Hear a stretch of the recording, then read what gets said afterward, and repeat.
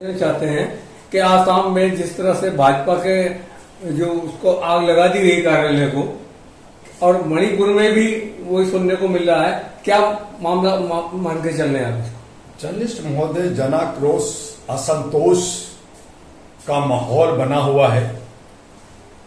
हर राज्य में कमोबेश है। आसाम बाढ़ आती है हर साल, वहां बहुत सारी तबाही होती है, जनता का कोई देख रेख नहीं है। वहां पे कुछ घुसपैठिए भी, बांग्लादेशी भी घुस जाते हैं। तो वो एक खेती का और पहाड़ी इलाका है, वहां पे चाय की बागान भी है।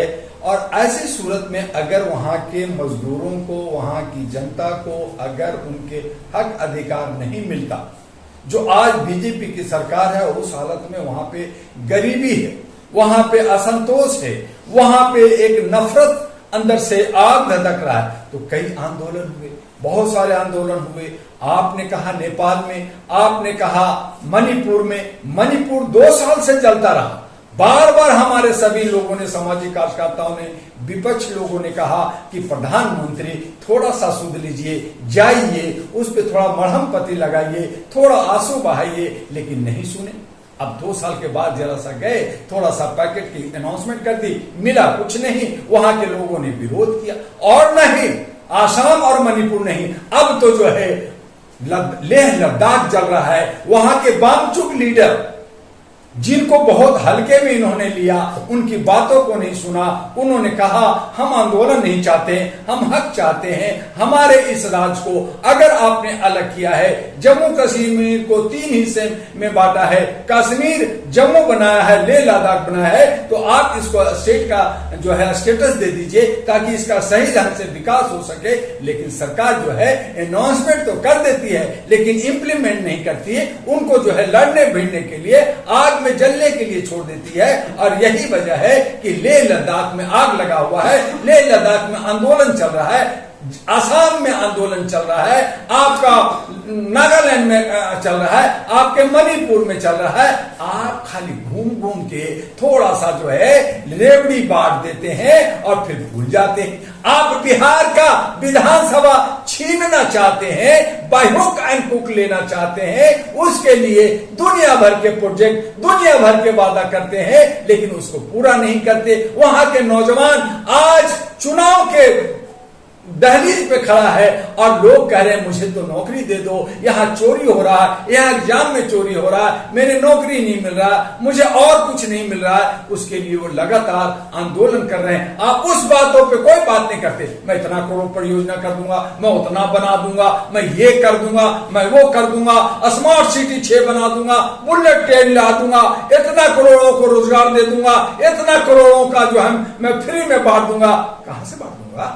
आपने कोई कमा करके के या कहीं से रखा है? यही जनता का।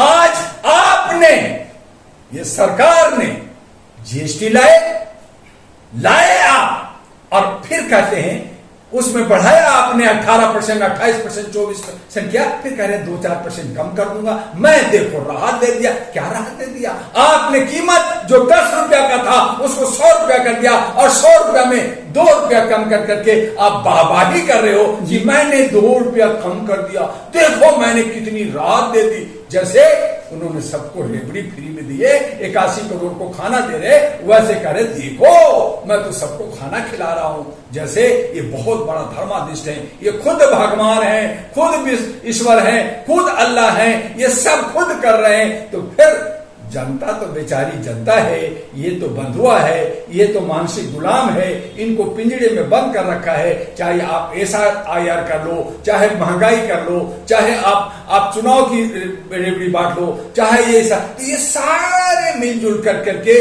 ये जो जनाक्रोश, जनता के अंदर जो गर्मी आई है, ये एक दिन ज्वालामुखी तो फूटेगा। जैसे श्रीलंका में फूटा, बांग्लादेश में फूटा, नेपाल में फूटा, पाकिस्तान में फूटा, अफगानिस्तान बर्बाद है, तो भारत अछूता कैसे रहेगा? थोड़ा सा ठंड रखिए, थोड़ा सा वक्त का इंतजार कीजिए।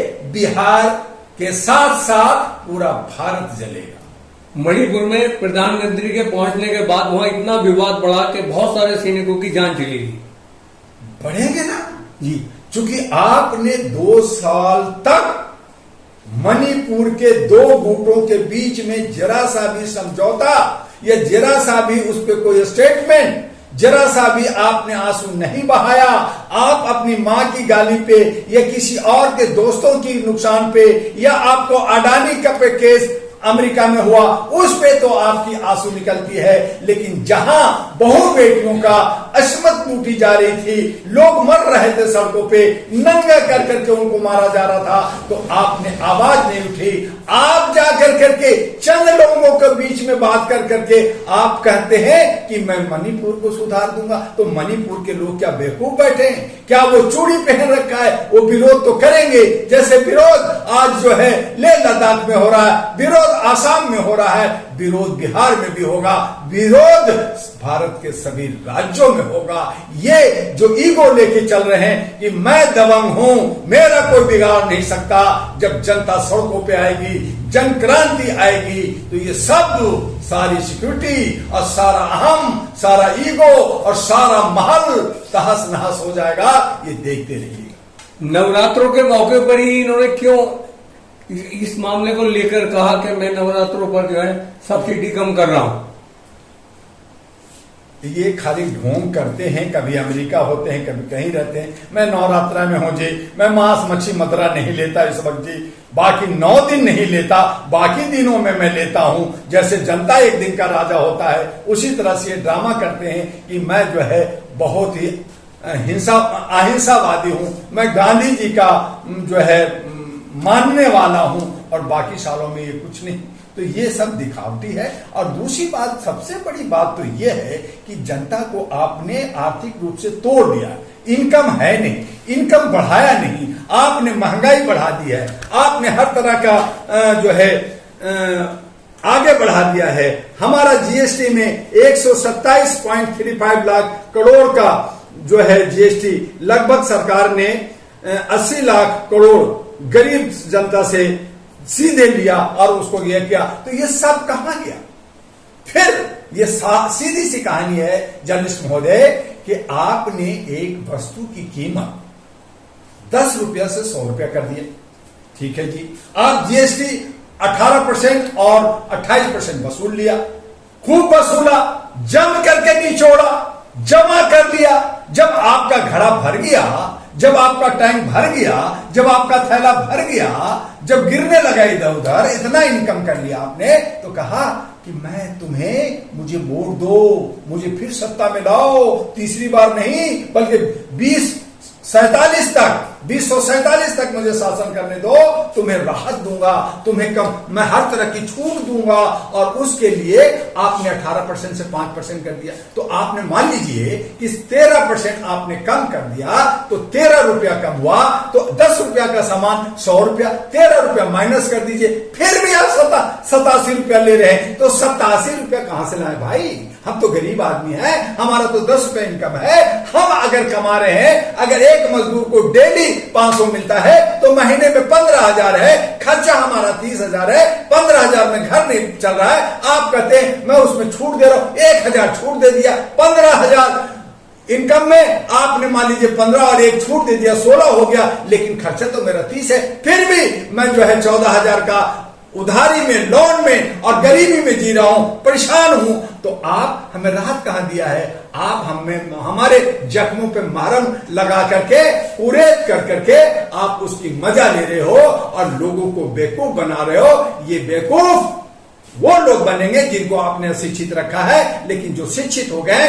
वो आपकी चाल को, आपकी सियासत को, आपको वोट बैंक को अच्छी तरह से समझते हैं, जानते हैं, और आने वाले वक्त में इसका जवाब, मुंहतोड़ जवाब जरूर देगा। चलिए धन्यवाद। आप सब सोचते रहे।